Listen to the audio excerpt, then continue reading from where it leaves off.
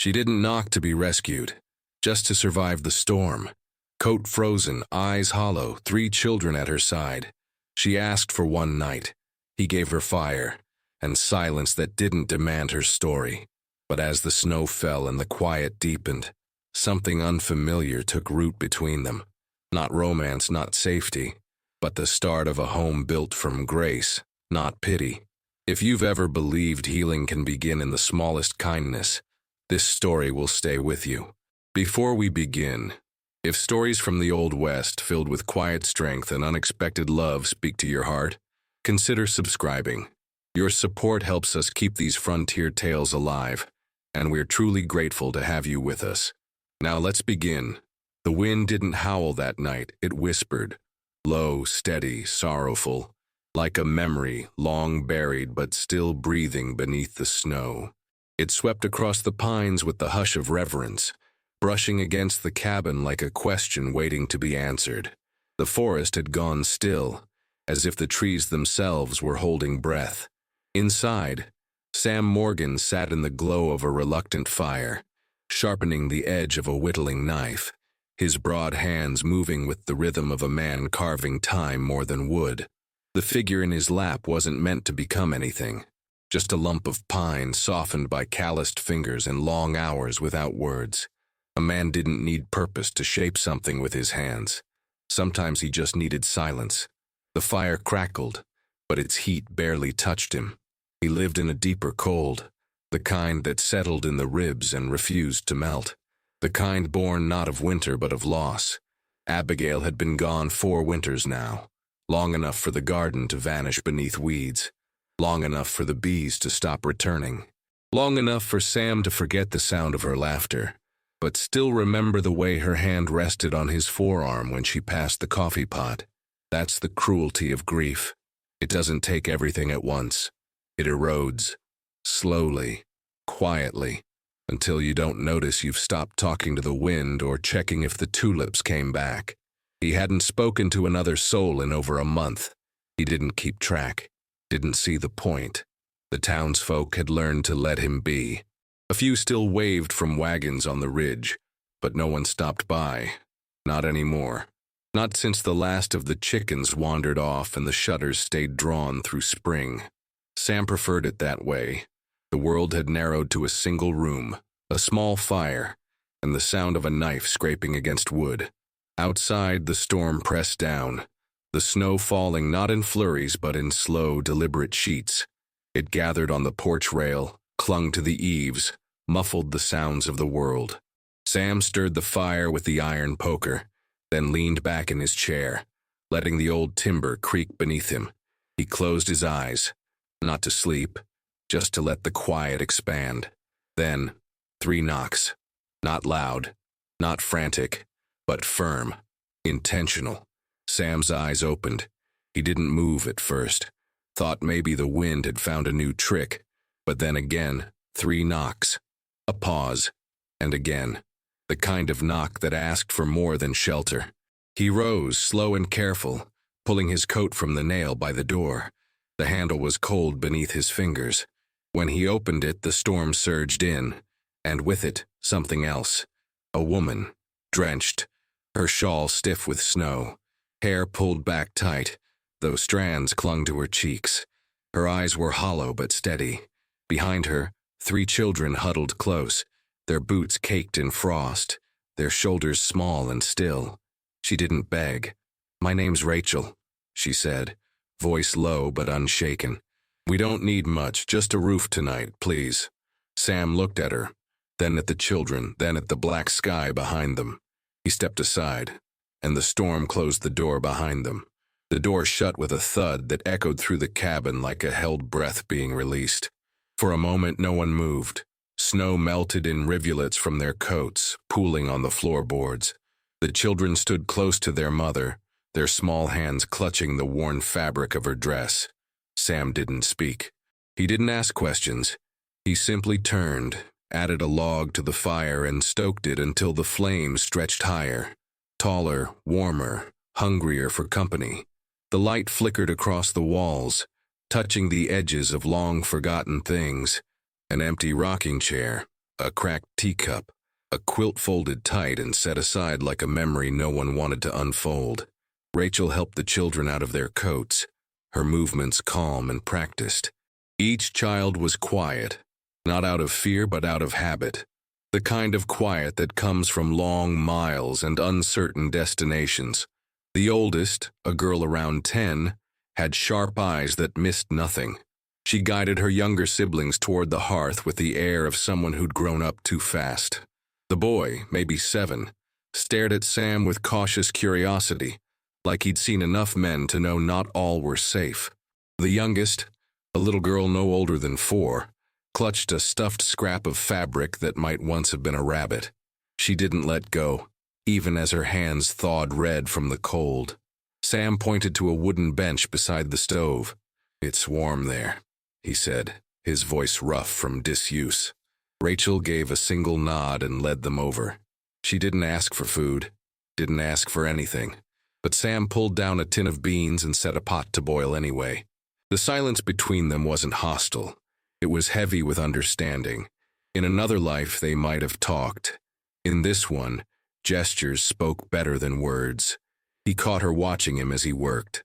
Not with suspicion, not with expectation, just watching, like a woman who'd spent a long time trying to read the world before it turned on her. Her face was lined not by age but by survival. Her eyes were the kind that had looked at maps and found no safe place. Still, there was strength there, the kind that bends but doesn't break, the kind that gets children through storms. "You can dry the clothes near the stove," Sam said. Rachel knelt to help the children out of damp boots and socks, spreading their garments on the nearby rack without speaking. When she finally turned back toward Sam, something in her face had shifted. Not trust, but a loosening, a thread unspooling from the knot. "Thank you," she said quietly. Sam nodded.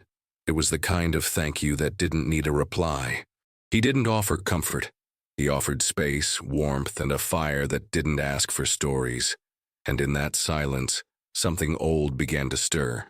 Not quite hope, but something close. That first night passed in quiet layers.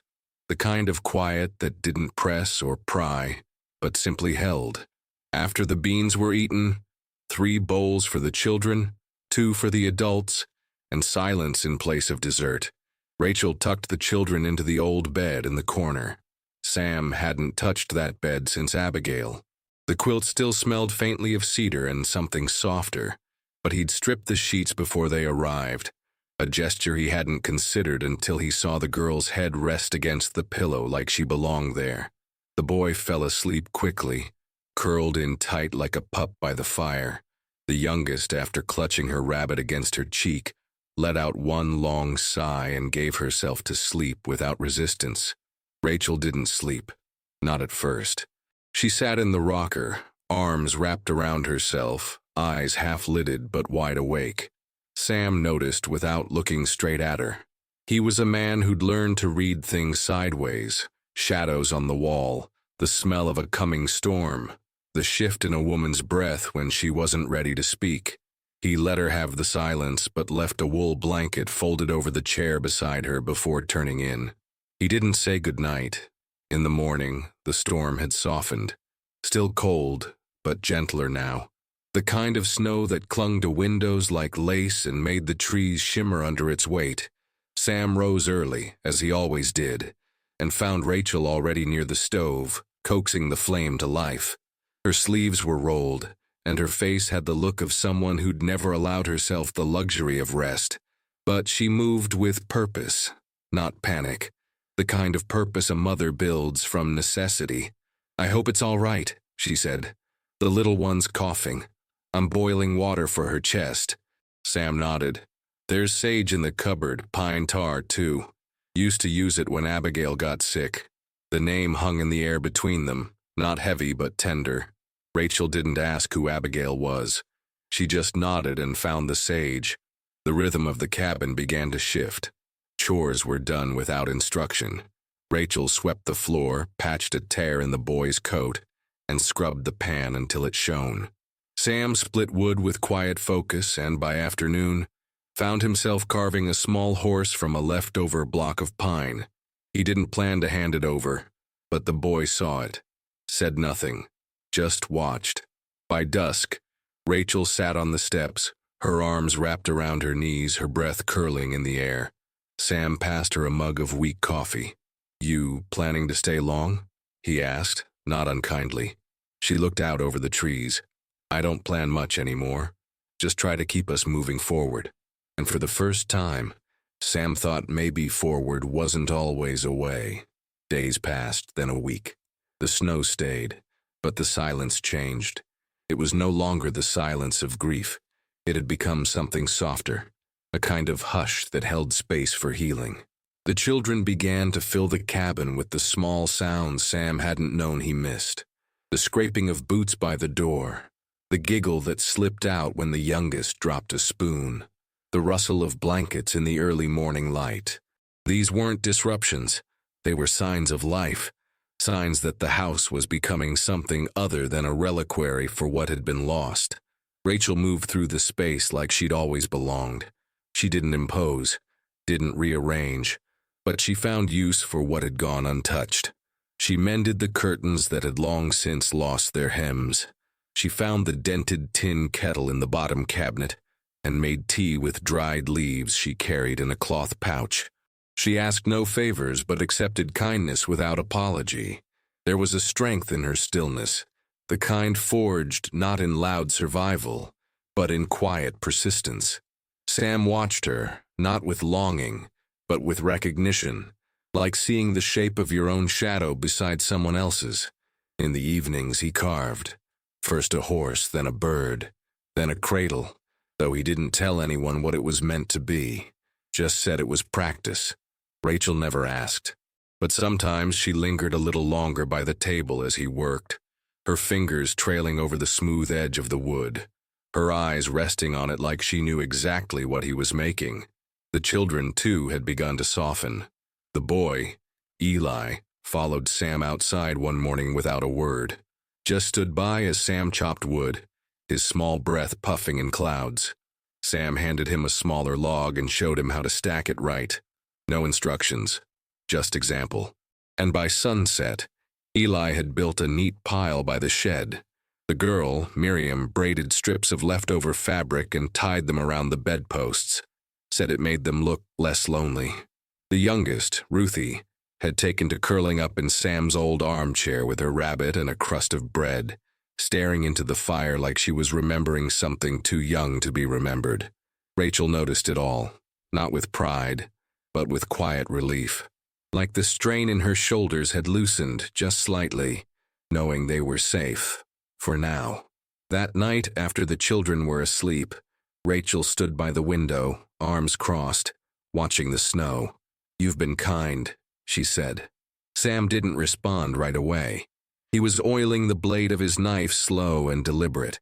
Don't see it as kindness, just didn't want to leave the door shut when someone needed it open. She nodded. "Still, thank you." They didn't look at each other. Didn't need to. Some things don't require witness to be real. And in that room, something wordless began to take root. Not love, not yet, but the shape of a life that could grow if given light. The snow began to thaw, not all at once, but in slow drips from the roof, soft patches on the path, and the sound of meltwater trickling under the ice near the edge of the woods. With the thaw came the return of sound, birds in the distance, the creak of the trees stretching towards sun. Sam noticed Rachel began opening the windows, just a crack, as if she wanted to let the stale air and the grief it carried escape. The children ventured farther from the cabin, their boots crunching over half-frozen ground as they chased one another between tree stumps and stones. It was Rachel who still watched the horizon, not with dread, but not with peace either. Some part of her never rested, like a horse always saddled for departure. One morning, while Rachel was tending to the fire and Sam was oiling the hinges of the barn door, a wagon appeared down the trail. It was still far off, but Rachel's shoulders went rigid before Sam even saw it. Her hands stilled on the kettle. She didn't speak, but every part of her stilled in that moment, like a deer scenting the wrong kind of wind. Sam followed her eyes. The wagon was painted black, with a white star on the side, government issue. A man sat at the front, reins in hand, posture too upright for a friend. Sam moved outside, steady and silent, standing just off the porch as the wagon rolled to a stop. "Morning," the man called. He was clean-shaven, with a deputy's badge and a clipboard too new for this part of the world. Sam said nothing, just waited. The man cleared his throat. "I'm looking for a Mrs. Rachel Byrne. Traveled west with 3 minors. There's a legal inquiry regarding custody." Sam didn't look back at the cabin. "And if there's no one here by that name?" The man smiled, thin and polite. "Then I'll keep looking, but if she is here, she's required to respond. Her husband's filed paperwork." The wagon rolled off, but Rachel didn't speak for hours after he left. That night, Sam found her out by the stump, staring at the half-moon caught in bare branches. She had a coat over her shoulders and her arms crossed tight, but she looked like someone unraveling stitch by stitch. "You never said," Sam said, voice low. "I was hoping he wouldn't bother," she replied. Sam didn't press, didn't ask questions she didn't want to answer, but when she looked at him, something in her eyes had changed. Not fear, but the hollow ache of a woman forced to measure safety in borrowed days.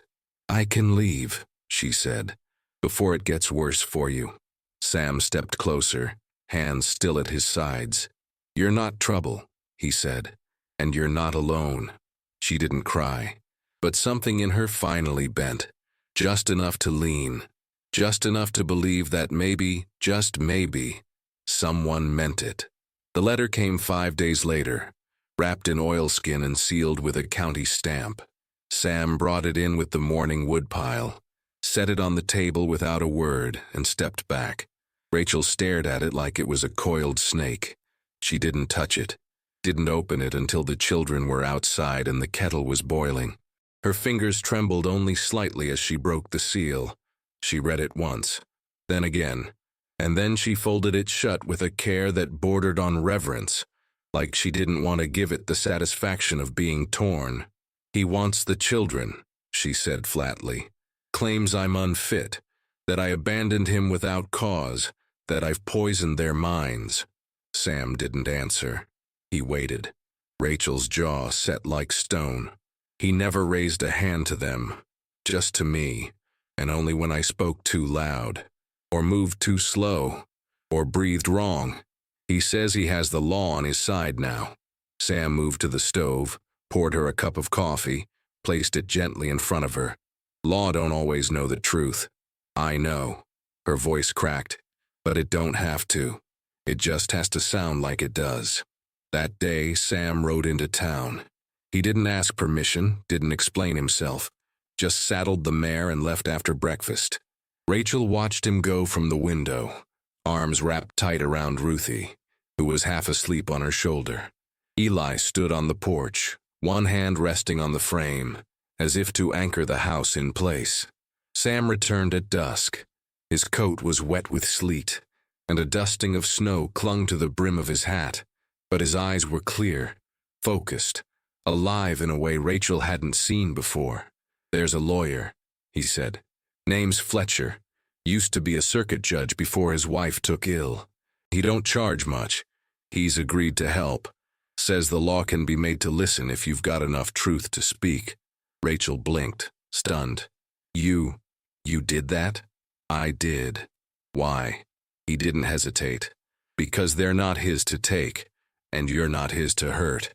The days that followed moved like water under ice, slow but gathering force. Fletcher came by twice, spoke to Rachel with the patience of a man who'd heard too many bad stories to be shocked by another. He took statements, copied documents, promised nothing but carried hope in his calm manner. Sam spent his nights carving again, this time not toys but fence posts, for the property line he swore wouldn't be crossed. The townspeople started to take notice. A basket of bread left on the porch, a coat for Eli too big but warm.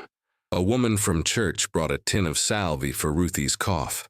No one said much, but their quiet offerings spoke of sides being chosen.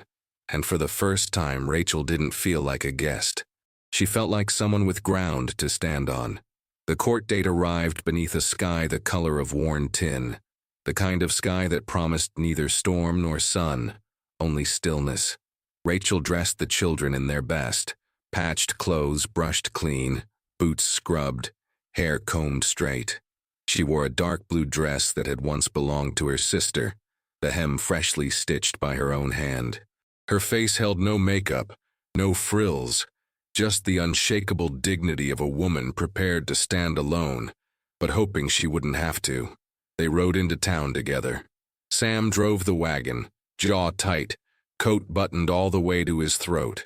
Rachel sat beside him, the children tucked between them, bundled against the wind. No one spoke, not because there was nothing to say, but because some truths don't need rehearsal.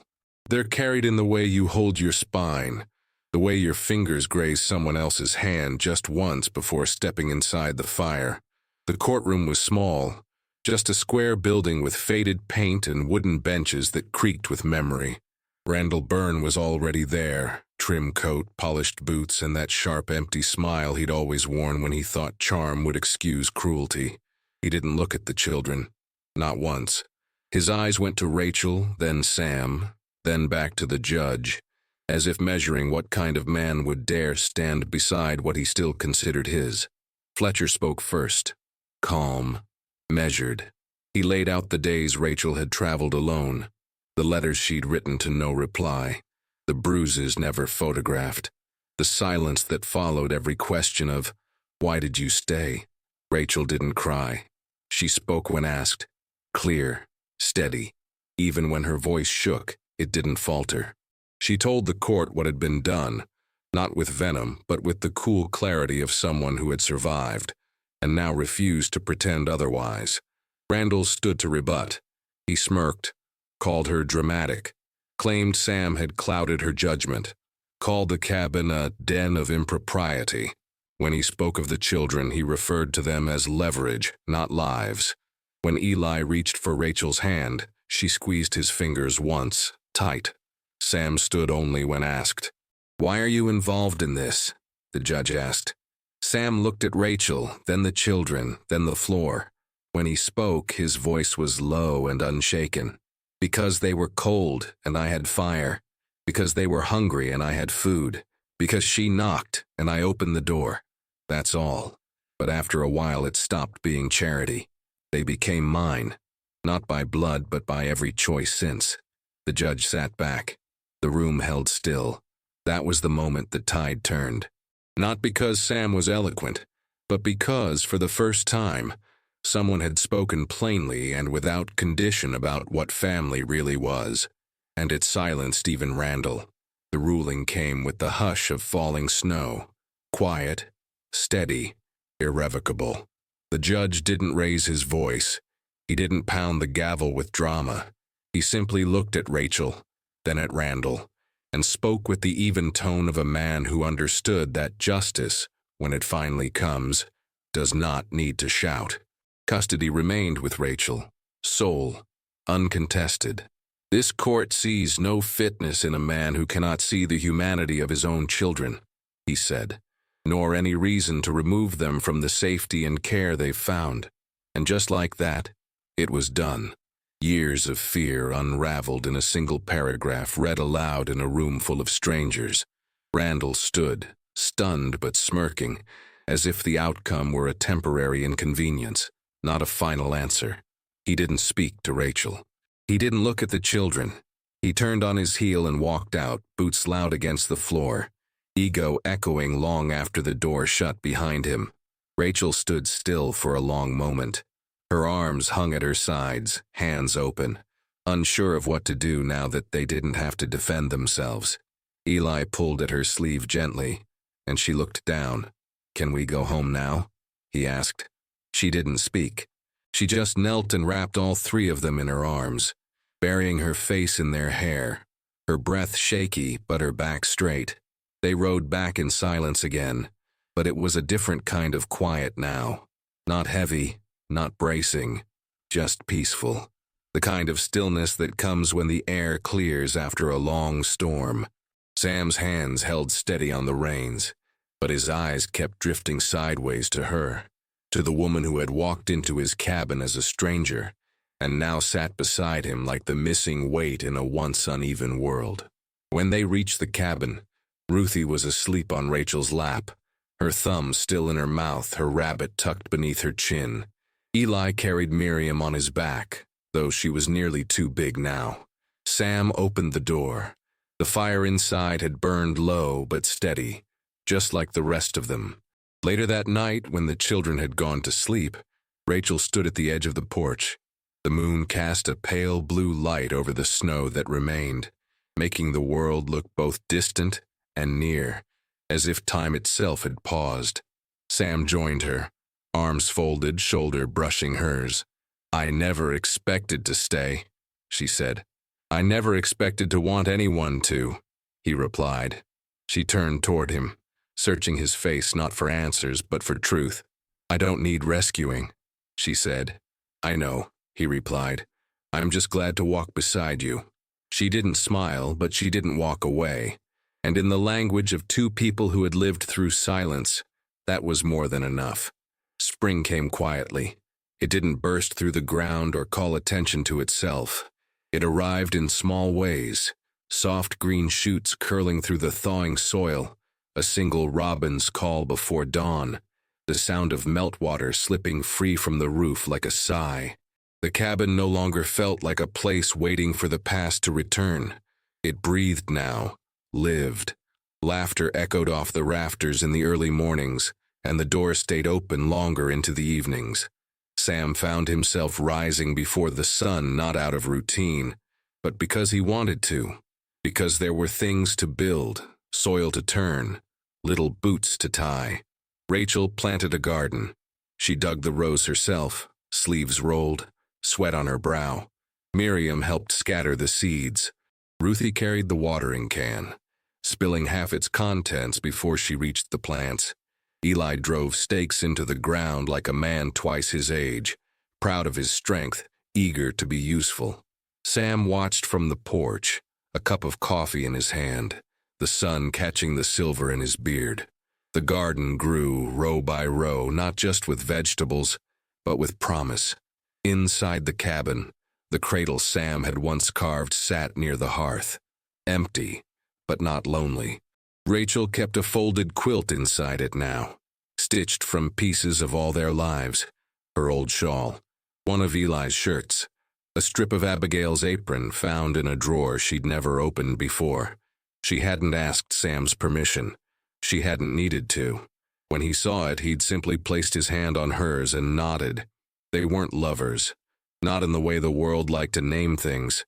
They shared no ring, no contract, but their bond was deeper than vows. It was built in wood smoke and whispered truths, in soup stirred at dawn and hands dirtied together in the earth. Sam had stopped counting the days since she arrived. He didn't mark them anymore. Life wasn't something to survive now. It was something to be lived in, shoulder to shoulder, one meal, one chore, one evening at a time.